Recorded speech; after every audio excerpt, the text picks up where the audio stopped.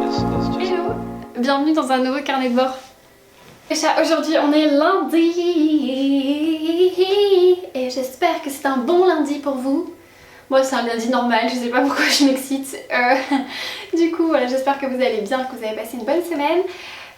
Niveau lecture, il y a quelqu'un. Hello, aujourd'hui on est mardi. Je me suis rendu compte en fait que hier j'ai coupé, j'ai coupé la vidéo quand je vous parlais de ma lecture en cours et que je présentais ma semaine. Donc je recommence. Hier on était lundi et j'ai terminé le manuscrit de Sarah, donc Amour, gluten et sororité. Je me suis éclatée, c'était génial. Il y a une petite romance sous un hospice de Noël, enfin voilà, c'était vraiment super. Au final on a abandonné Mort sur le Nil avec Angie, on s'est réunis pour lire le roman de Sarah. Donc je me suis régalée, je suis ravie de cette découverte. J'aurais été très peinée de ne pas avoir aimé et de devoir lui dire, mais c'est tout le contraire, donc j'en suis ravie. J'espère qu'elle trouvera une maison d'édition à la hauteur de sa comédie, parce que franchement elle le mérite. Voilà, donc je me suis régalée, c'était ma lecture d'hier. J'ai pas enchaîné hier soir avec d'autres choses parce que j'étais assez fatiguée, donc du coup voilà, je suis restée sur cette bonne note. Mais hier je suis allée faire quelques achats et du coup je suis allée récupérer de nouveaux livres de chez Cranford Collection, donc les romans éternels. Alors tout d'abord on a celui-ci qui s'appelle Chez les heureux du monde de Edith Wharton. Donc c'est la même couverture que Orgueil et préjugés. Alors Edith Wharton, je vous en avais déjà parlé, j'en ai lu qu'un seul d'elle qui s'appelle Été, que j'avais lu chez 10-18. Et là on en a dans les éditions Cranford Roman éternel, on en a déjà reçu un d'Edith Wharton que j'ai pas encore lu, donc du coup ce sera le deuxième que je devrais lire d'Edith Wharton. Et un qui me fait très envie et que je pensais commencer aujourd'hui d'ailleurs, mais finalement non. C'est L'abeille de Northanger de Jane Austen. Voilà, c'est un de ceux que je n'ai pas lu. En fait j'en ai lu que 3 de Jane Austen. J'ai lu Orgueil et préjugés bien sûr, Persuasion et Raison et sentiment.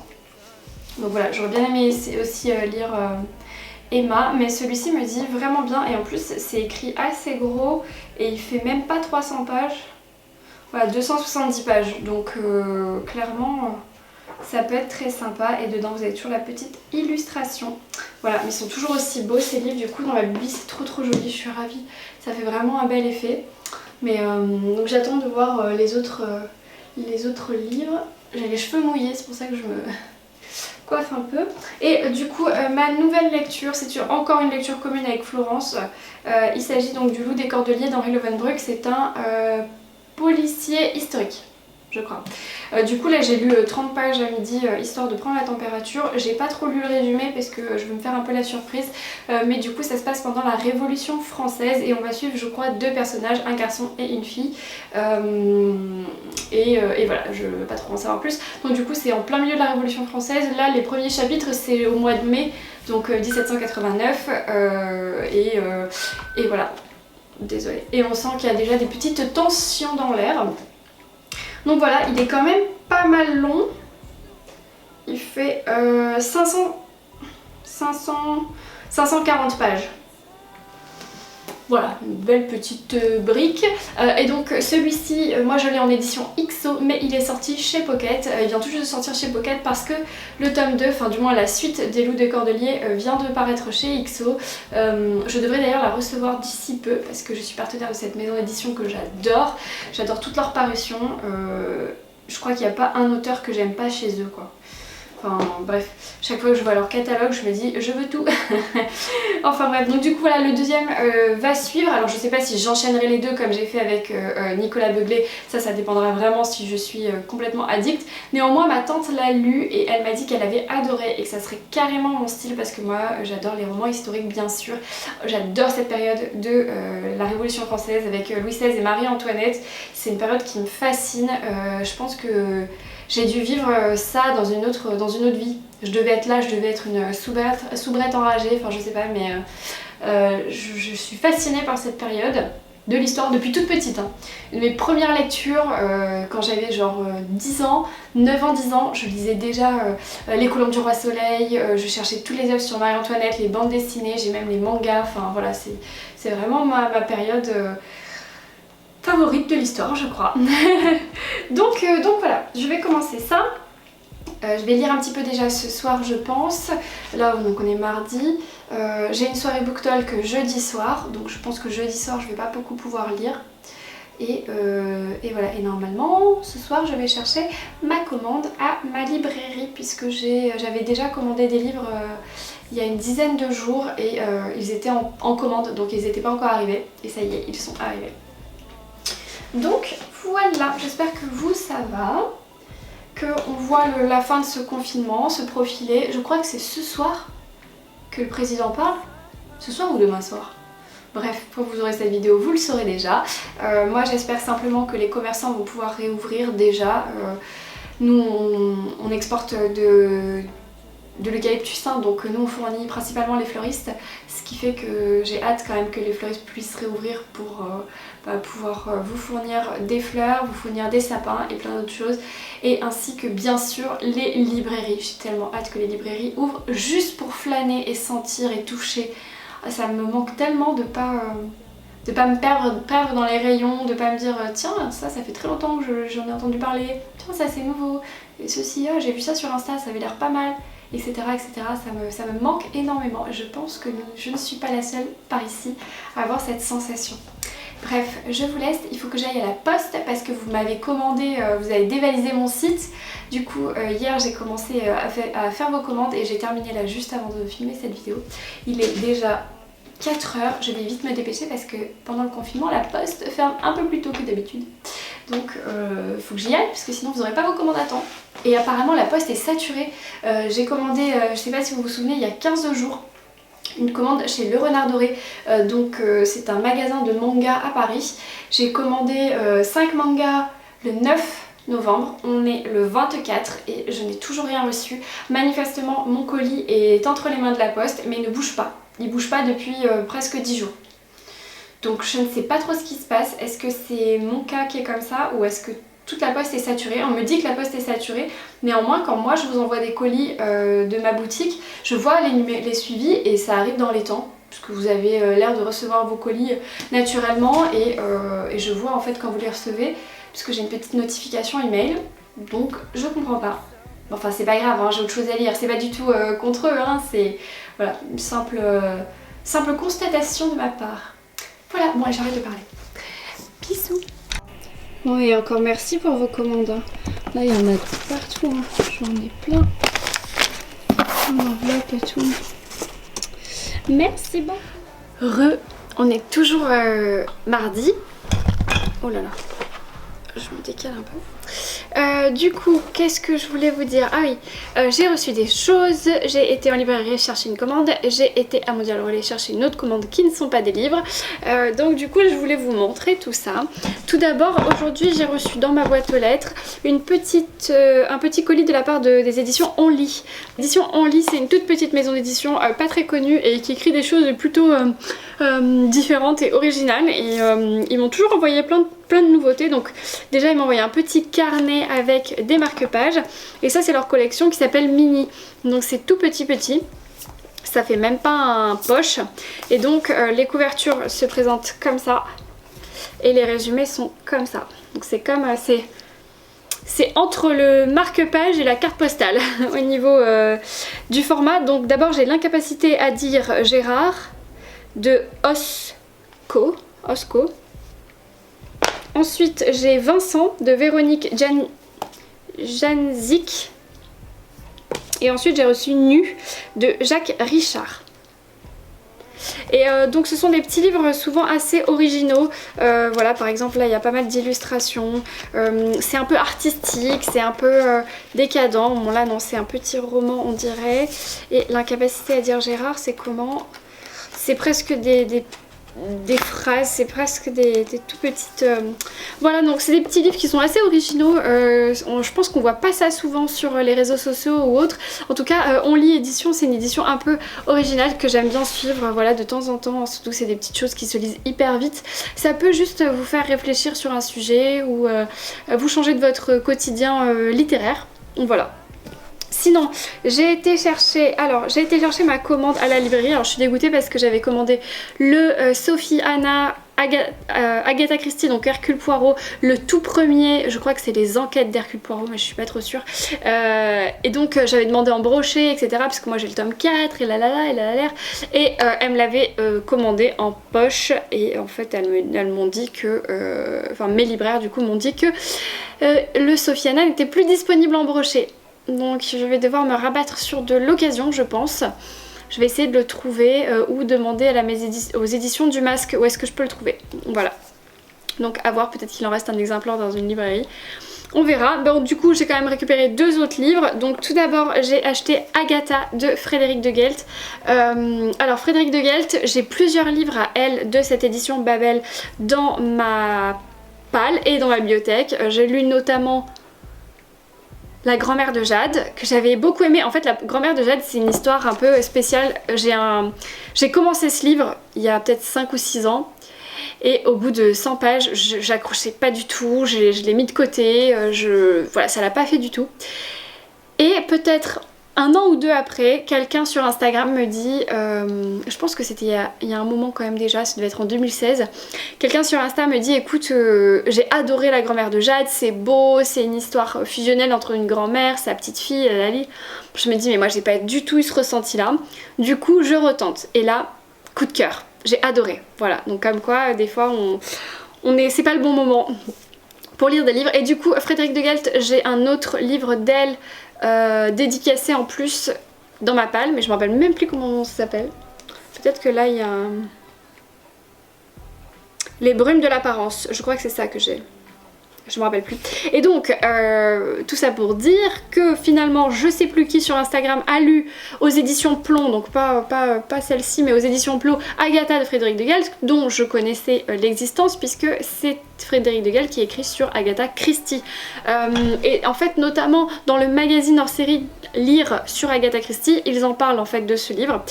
Et donc, du coup, je me suis dit, bon, bah c'était l'occasion. En fait, dans ce roman de Frédéric de Guelt, on va retrouver non pas la vie entière d'Agatha Christie, mais en fait la partie sur sa disparition.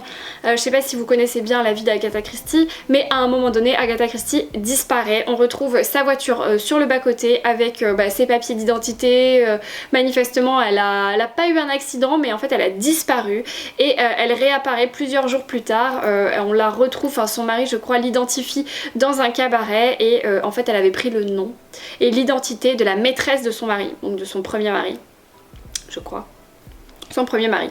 Et donc du coup en fait cette disparition, on n'a jamais vraiment su si c'était Agatha qui se jouait des gens, qui vraiment avait fait ça, avait tout calculé pour disparaître, ou est-ce qu'elle a vraiment perdu l'esprit, est-ce que vraiment il y a eu une déconnexion dans son cerveau, enfin bref, du coup c'est vrai que cette histoire elle est assez surnaturelle et assez rigolote.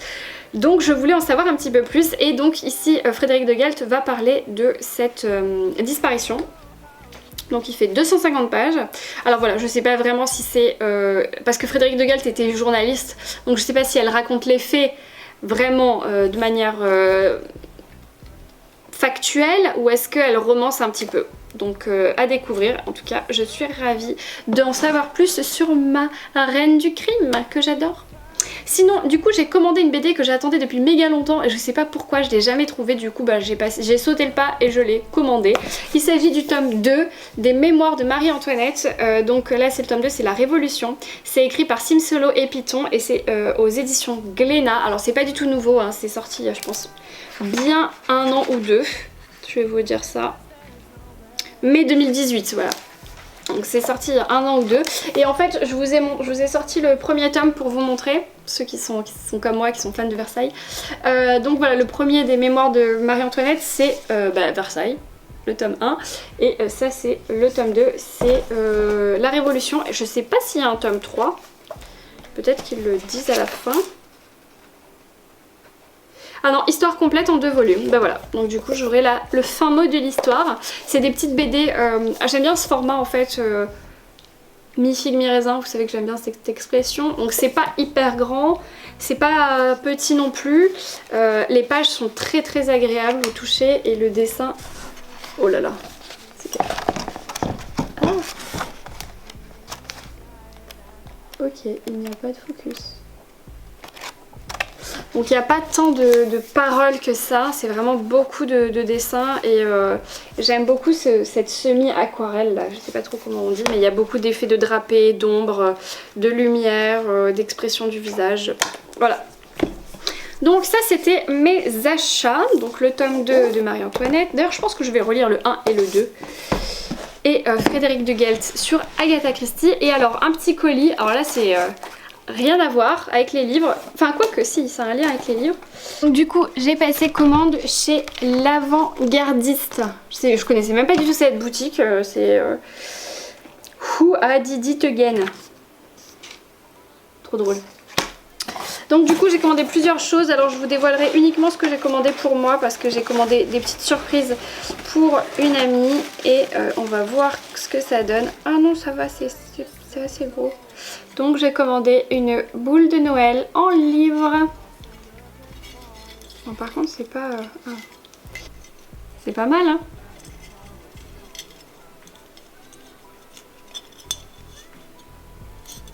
Donc voilà, c'est creux, c'est super léger, c'est assez gros. Vous voyez sur la paume de ma main. Bon, je trouve que j'ai payé ça quand même un peu cher. Mais bon, je suis contente, c'est rigolo. Je suis contente. Combien j'ai payé ça? Je ne me rappelle plus. Je crois 8 € ou quelque chose comme ça. Juste la petite boule. Et après j'ai commandé autre chose pour mon ami. C'est tout pour aujourd'hui. Je vais aller faire à manger. Et ensuite, enfin non, d'abord je vais boire mon petit thé et lire un peu mes mails. Et ensuite je vais aller faire à manger. Je sais pas du tout ce qu'on va manger. Je cuisine toujours HelloFresh toutes les semaines depuis plusieurs mois. J'adore. C'est plein de nouvelles idées. Oula, c'est trop chaud. Et ensuite, je vais lire Les Loups des Cordeliers.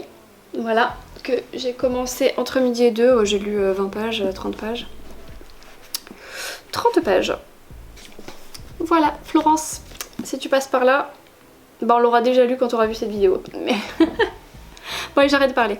Bisous. Hello, j'espère que vous allez bien. Aujourd'hui on est mercredi et du coup niveau lecture j'ai un tout petit peu avancé sur Le Loup des Cordeliers. Vraiment pas grand chose parce que en ce moment je dors très mal et du coup hier soir j'étais assez fatiguée, accumulée des mauvaises nuits.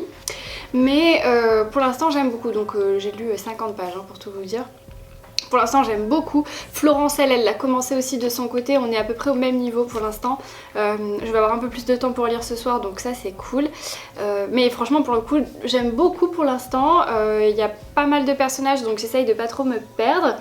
Mais au niveau de l'histoire on est complètement dans la Révolution française et comme je vous l'ai déjà dit c'est une période qui me plaît beaucoup et c'est un peu un roman d'aventure, intrigue, qui a l'air plutôt addictif parce qu'il y a pas mal d'actions qui s'enchaînent. Donc voilà, pour l'instant je suis qu'au début, donc j'espère le terminer avant ce week-end. Mais là ça me paraît compliqué parce que quand même il est un peu long. Sachant que demain soir je pourrais pas du tout lire. Oui, je vous ai déjà dit, il fait 530 pages, 540 pages.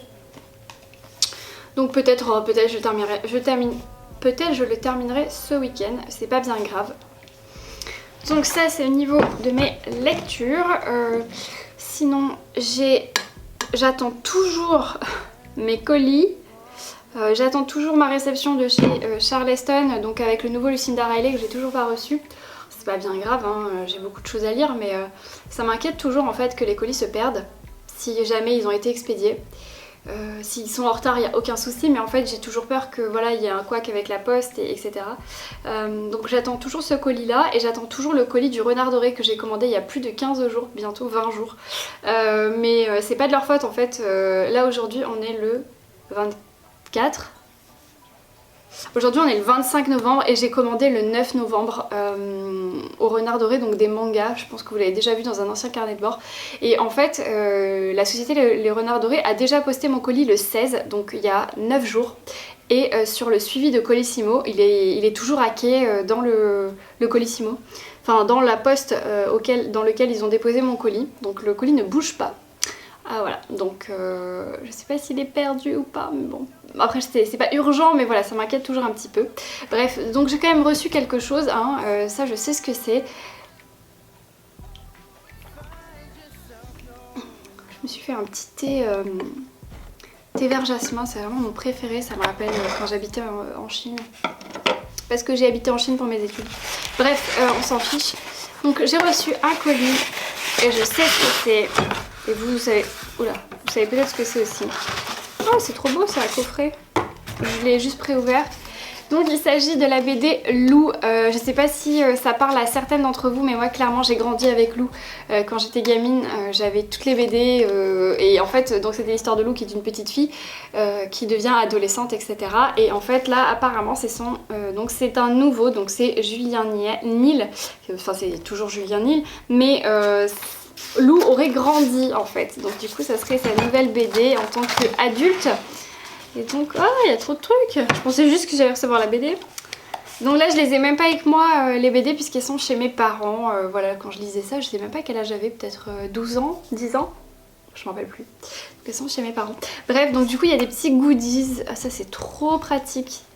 Ah, il y a les mains en plus derrière, trop bien. Vous savez, c'est un petit carnet liste to do. Moi, je suis la reine de la to do. J'achète des carnets avec, vous savez, des petits carreaux.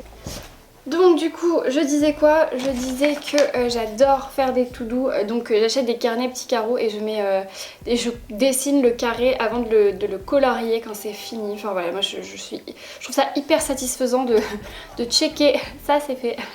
Bref, donc du coup trop bien, et en plus celui-ci s'aimant sur le frigo. Alors moi je le prendrais en tant que carnet et pas vraiment sur le frigo, mais ça peut être une liste de courses, ça peut être tout et rien. Ensuite on a un marque-page, alors c'est un peu dommage parce qu'il est abîmé, mais on voit... Oh c'est joli, recto verso, turquoise et un peu marronné avec un dessin de loup. Il y a ensuite un petit pins de son chat, je me rappelle plus comment il s'appelle, c'est tellement longtemps. Donc voilà, mais c'est génial, apparemment c'est déjà sorti puisqu'ils ont annoncé le 12 novembre. Et voilà, oh là là c'est trop chouette, on revoit les couvertures d'avant, ça me rappelle le bon vieux temps. Donc si vous voulez une idée de cadeau à Noël, ça peut être très sympa, tiens. Donc voilà la BD. Oh là là. Toujours aussi agréable. Donc je vous dirai ce que j'en pense une fois que je l'aurai lu. Oh, j'ai déjà envie de le commencer. Non, voilà, il faut pas que je commence ça maintenant, il faut que je continue de travailler un petit peu. Mais en tout cas, merci beaucoup Glénat, je suis ravie, c'est vraiment quelque chose qui me fait très plaisir parce que ça me rappelle beaucoup de souvenirs. Et là, le colis est superbe, franchement, au niveau qualitatif, ils ont fait un truc très très sympa. Dans un petit carton imprimé de la BD. Bravo Glénat, merci encore.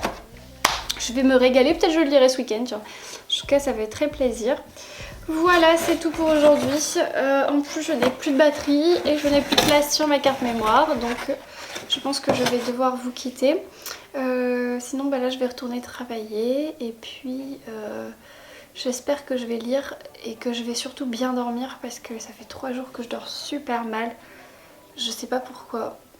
Je me réveille toutes les heures. Et quand il faut se lever, c'est là que je dors bien. Mais bon, j'espère que c'est passager, je pense que c'est passager. Donc on va essayer de manger léger, de boire une petite tisane bonne nuit et lire, voilà, tranquillement au chaud. Je pense que ça sera le meilleur combo. Bonsoir, aujourd'hui on est jeudi. J'espère que vous allez bien. Est-ce que ma caméra fonctionne? Oui. J'espère que vous allez bien. J'ai reçu tadadadam, ma commande du renard doré. Ouais. J'ai reçu ma commande du renard doré, du coup en fait j'ai passé commande sur le site du renard doré qui est un site de manga il y a bien 15 jours, le 9 novembre, donc nous sommes le 26 et je l'ai reçu aujourd'hui. Apparemment il y a eu des problèmes à la poste, bref. Tout d'abord j'ai déjà tout ouvert, ils m'ont mis un petit marque-page, donc je trouve ça super mignon, surtout qu'il est hyper glow, il est super quali, donc ça merci beaucoup. Donc du coup niveau manga, alors j'ai choisi des trucs, un livre de chaque saga. Donc il y a 2 nouveautés et 3 suites. Alors je vais commencer par les nouveautés. Donc tout d'abord j'ai acheté le tome 1 de Bride Stories. Donc c'est l'histoire d'une jeune fille en fait qui, alors je crois que ça se passe, donc ça c'est le tome 1. Je crois que ça se passe vers la Mongolie ou la Chine du Nord ou un peu un truc comme ça. C'est une jeune fille qui va être mariée de force manifestement à un jeune garçon qui a eu 8 ans de moins que elle et qui fait partie d'un clan ennemi, adverse, voisin, je ne sais quoi. Et en gros c'est un livre très traditionnel puisque il y a énormément de costumes, de coutumes, ça se passe un peu dans les steppes mongoles, donc du coup c'est vrai que c'est la campagne, les chevaux, les yourtes, tout ça. Mais surtout en fait ce que j'avais vu c'est la beauté du dessin. J'aimerais bien vous montrer en fait la qualité du détail des costumes. Je crois que tout début, en fait avant chaque chapitre il y a des dessins sublimes là d'introduction. Je sais pas si on verra bien. Donc voilà, encore une fois c'est un manga, je pense, en tout cas j'ai pas, en feuilletant j'ai pas vu ni de monstres, ni d'esprits, ni de trucs sanglants, gore et autres, donc c'est un petit manga tout mignon, un peu traditionnel, voilà, moi ça me plaît, donc voilà, ça c'est une nouveauté, je sais pas si vous connaissez, vous pouvez m'en dire davantage. Sinon autre chose, j'ai acheté le manga de Marie-Antoinette. Alors en fait ce que je savais pas c'est qu'il y a une collection qui s'appelle les grands noms de l'histoire en manga et c'est donc différents profils. Alors il y a je crois la même chose sur Mozart, Cléopâtre, Napoléon et d'autres personnages. Et donc là j'ai choisi Marie-Antoinette parce que bon j'adore Marie-Antoinette. C'est la semaine de Marie-Antoinette, là je vous montre une BD, un livre sur la Révolution, un manga, donc c'est vraiment, en ce moment c'est le sujet. Donc voilà, c'est une BD de Marie-Antoinette. Je pense que c'est l'histoire d'elle en tant que jeune fille. Je ne crois pas qu'il y ait... ce n'est pas une saga, hein, c'est un one shot. Je pense que c'est un livre one shot. En tout cas, j'ai pas compris que c'était une saga. Donc voilà, c'est tout petit par contre, hein. C'est un tout petit fin manga. Donc pourquoi pas, ça a l'air tout mignon. En tout cas, les dessins sont un peu bébés. Ça fait un peu les malheurs de Sophie quoi, vous savez, un peu avec les grands yeux, un peu bébé. Mais franchement ça se lit bien, je pense que c'est une petite douceur. Ensuite, dans ce que je vous parle souvent, la petite faiseuse de livres, le tome 4. Voilà, donc la petite faiseuse de livres, je vais pas vous refaire une centième fois le résumé. Donc voilà, j'avais beaucoup aimé le tome 3, donc c'est la suite. Ensuite une suite dont je vous ai pas encore parlé, c'est la saga Magnus of the Library. Alors j'ai les 3 premiers mais je me souviens plus du tout de l'évolution de l'histoire. Je pense que j'ai même pas lu le tome 3, donc je vais reprendre depuis le début. Et ça c'est le tome 4. Alors ça c'est l'histoire d'un petit garçon qui adore les livres, mais qui est dans une classe sociale qui ne lui permet pas d'accéder à la bibliothèque municipale et autres. Et en fait il va se faire rejeter de la bibliothèque municipale de son village. Et donc ça c'est par rapport au tome 1. Et en fait, il va arriver une brigade de jeunes femmes à cheval, sublimes, etc. qui sont une espèce de brigade qui viennent protéger et réparer les manuscrits endommagés. Ce sont des professionnels du livre et elles font la tournée des librairies, des bibliothèques, etc. Et elles vont croiser la route de ce petit garçon qui rêve de lire et qui n'est pas dans la classe sociale qui lui permet d'accéder aux livres. Et elles vont un peu le prendre sous leur aile. Ça c'est ce dont je me souviens dans le premier tome et après je me souviens plus de la suite, donc je vais tous les relire. Encore une fois il n'y a pas de monstres, c'est sur le thème du livre, des bibliothèques. Dedans il y a souvent des dessins de grandes bibliothèques et des choses comme ça. Et les dessins sont très jolis aussi, j'aime beaucoup, donc enfin, je sais pas si on voit. Et donc ça c'est chez Kiun, je vous ai pas dit à chaque fois, mince. Ça c'est chez Oto, je sais pas quoi. Ça c'est chez Nobi. Aucune idée. Kiun. Et le dernier c'est encore un Kiun. Oh. Ils ont vraiment de très beaux dessins. Et donc Kiun, j'ai pris Aria, le tome 2. Donc Aria c'est un grand manga, pour vous montrer la taille. C'est un grand manga, c'est un grand manga. Aria, alors là c'est un petit peu plus psychédélique. Dans le tome 1, en fait on suivait une jeune fille, je me rappelle plus son nom, une jeune fille qui rêve d'aller sur Venise. Alors ça se passe dans le futur.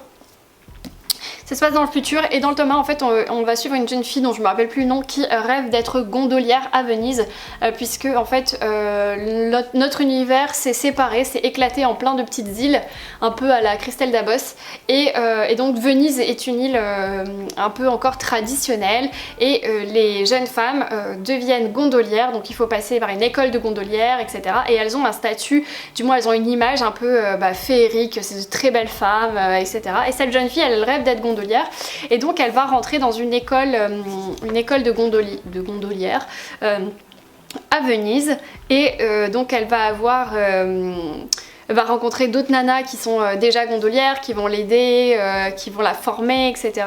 Et en même temps, son patron, donc le patron de l'école et de tout ça, c'est un chat. Voilà.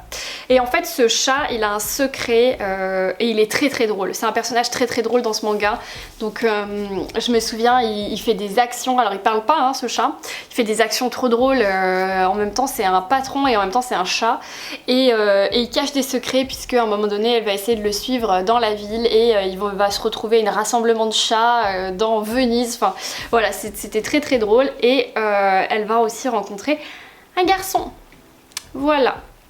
Mais alors, c'est encore une fois, c'est pas méchant, c'est pas gore, c'est pas monstrueux, c'est pas des explosions, des machins, il n'y a pas de violence, mais c'est un peu psychédélique quoi, c'est un peu plus futuriste on va dire. Mais bon, on reste sur Venise, des chats, des gondoles, jusque là, c'est pas trop méchant. Donc ça me va. Donc voilà mon petit book haul manga, assez éclectique. Plutôt féminin, donc je sais pas comment ça s'appelle, shoujo, shonen, shoujo je crois.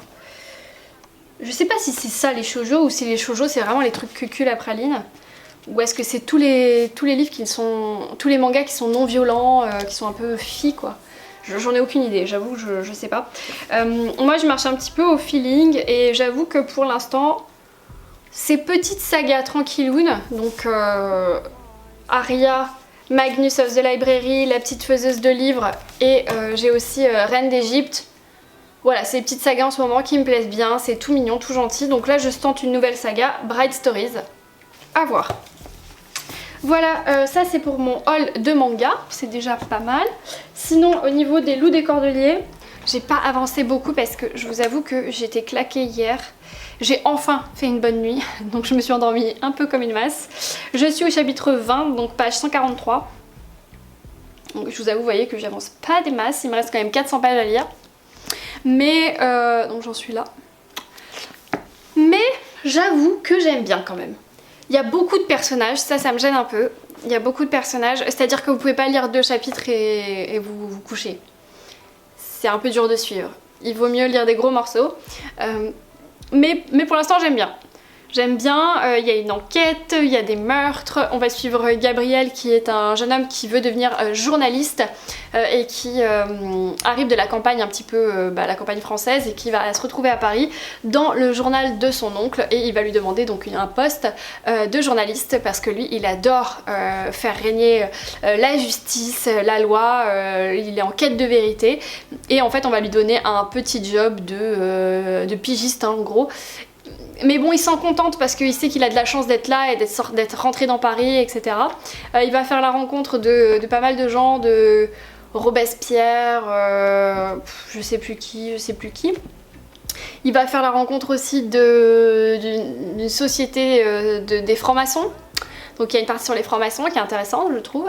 Et à côté de ça, en parallèle en fait de la vie de Gabriel, il va y avoir une série de meurtres et on parle d'un justicier qui serait tout en cape noire, qui arriverait la nuit pour rendre justice à des jeunes femmes et qui tuerait de manière horrible les méchants qui s'en prendraient à ces jeunes femmes. Et surtout c'est que la particularité de ce personnage mystérieux, ce justicier mystérieux, c'est qu'il est accompagné d'un loup. Un animal, un loup, qu'il tiendrait en laisse. Donc voilà, et en fait du coup forcément ce Gabriel journaliste, lui ça l'interpelle, il n'a pas le droit d'enquêter là-dessus mais il va le faire quand même et voilà, il va cherche la vérité et il va chercher qui est ce fameux loup des Cordeliers. Donc voilà, ça c'est le résumé, hein. C'est vraiment les premières pages. Et je trouve que le contexte est très intéressant parce qu'on se retrouve un petit peu juste avant en fait la Révolution française, quelques mois avant, donc c'est super intéressant parce qu'on voit vraiment la montée en fait de la colère des citoyens, l'association du tiers-état, de l'église et des seigneurs, pour voir dans quel but ils vont en fait se révolter contre la France. Et à côté de ça, on a Thèse avec Marie-Antoinette qui sont un petit peu qui ont un petit peu lâché vraiment les reines de la France pour s'occuper de leur fils qui est en train de mourir. Voilà, donc je trouve que le contexte historique est très bien peint, les décors de Paris sont très bien décrits, on a vraiment l'impression de sentir les égouts, d'avoir cette moiteur et en même temps voilà, ces filles de joie plein les rues, ces odeurs, ces petites ruelles malfamées, voilà, enfin moi j'ai l'impression d'y être, je vous avoue. Et donc je trouve que voilà, Henri Leeuwenbroeck il a fait vraiment un très bon travail là-dessus sur le décor, et le personnage de Gabriel est plutôt sympathique, donc pour l'instant j'accroche bien. À voir la suite si ça devient intéressant, les rebondissements. Pour l'instant il n'y a pas trop de rebondissements, enfin quoique, là je viens de lire un passage assez sympa. Donc voilà, Florence trouve que c'est un petit peu longué. Elle a lu 4 chapitres de plus que moi pour l'instant. Donc voilà, je vais essayer de lire un petit peu ce soir, mais j'avoue que comme j'ai un book talk et en même temps ce soir c'est Thanksgiving, non pas que je vais manger une dinde, mais mon papa fait une conférence sur les cultures amérindiennes, donc du coup il a besoin de moi pour tout ce qui est branchement technique et autres, donc je pense qu'on va finir tard, genre 21h voire plus, donc je ne sais pas si je pourrai lire ce soir, mais voilà, je compte me rattraper ce week-end.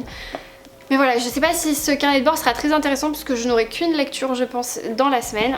Mais bon, c'est ainsi. Voilà, j'arrête de parler. Je vais me préparer pour aller aider mon papa. Je vous laisse. Bye bye. C'est parti pour une session vélo avec mon manga, donc le tome 3 de Reine d'Égypte. Voilà, donc je lis une petite session sur mon vélo, ça me fait un demi-manga à peu près.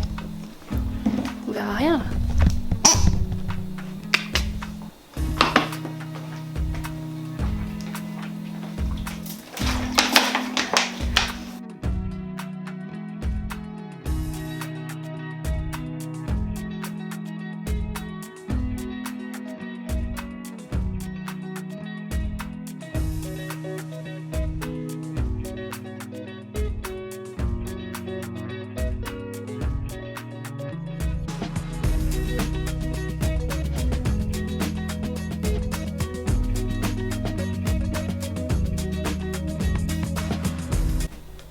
Ça va Nelson, la vie?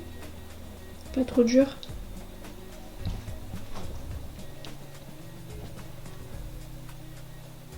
Oh désolée, je t'ai réveillée.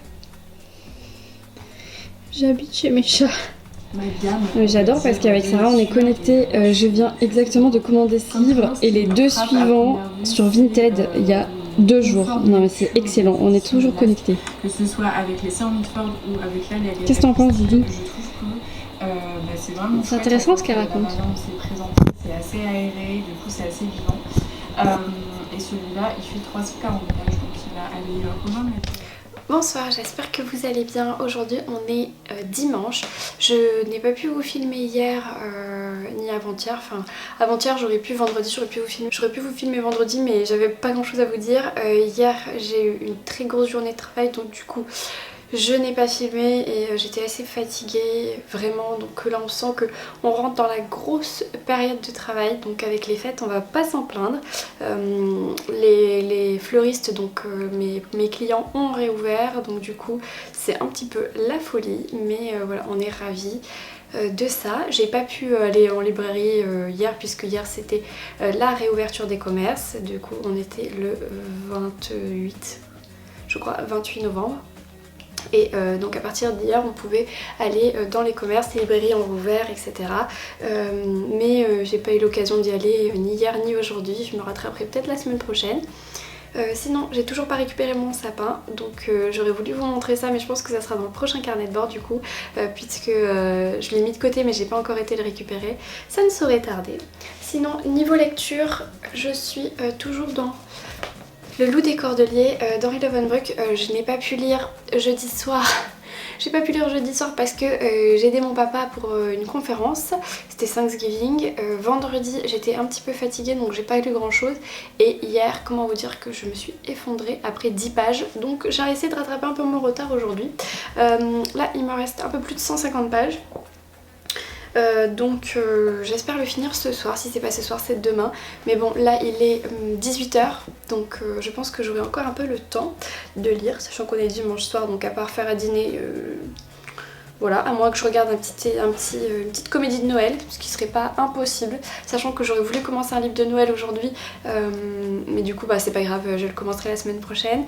J'ai très envie de commencer celui de Sophie Jobin puisque Sarah Mrs Bouquet Monde m'a vraiment beaucoup trop donné envie de le lire, surtout après avoir lu le livre de Sarah qui avait une partie sur Noël, ça m'a vraiment donné envie de relire des romances de Noël. Donc peut-être qu'après celui-ci je lirai une romance de Noël. Il faut aussi surtout que je lise Néo de Michel Bussy, donc le livre jeunesse, parce que j'ai une interview avec Michel Bussy je crois dans 15 jours, donc il faudrait quand même que j'ai lu son livre avant. Voilà mes obligations. Mais voilà, alors pour en revenir à ma lecture en cours donc du Loup des Cordeliers, là j'en suis page 380.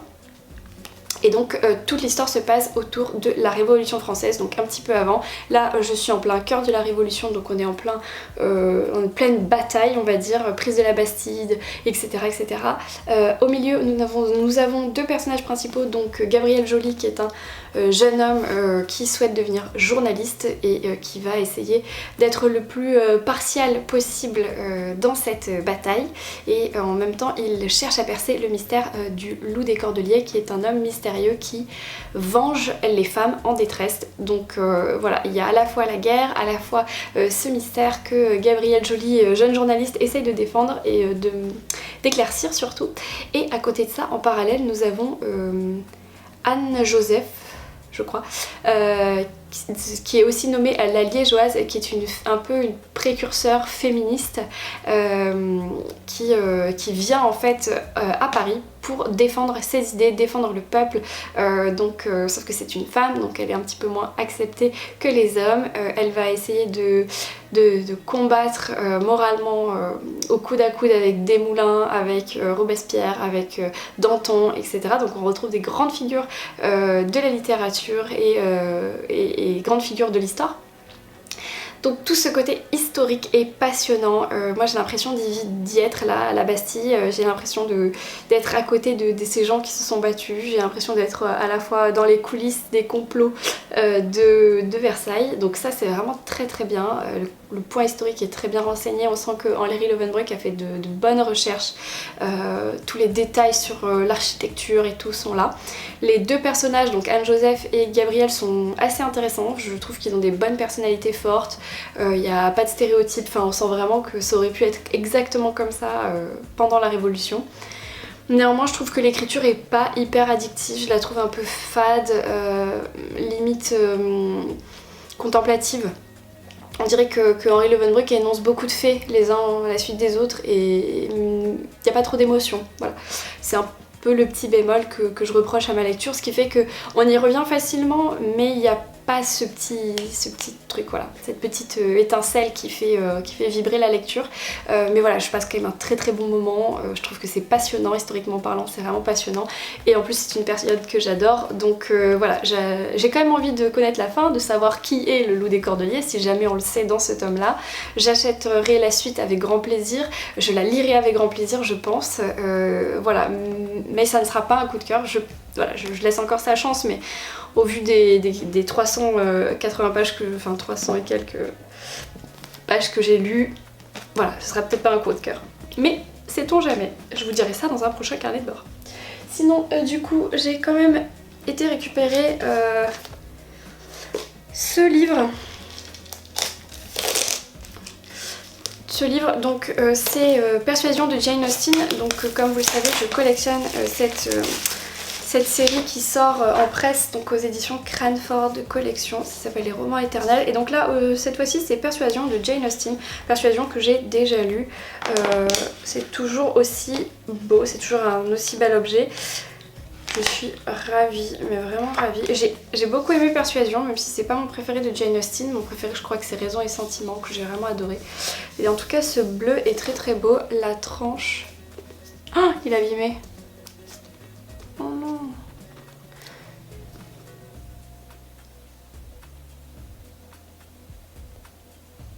Focus, focus, focus, focus, pas de focus, ok.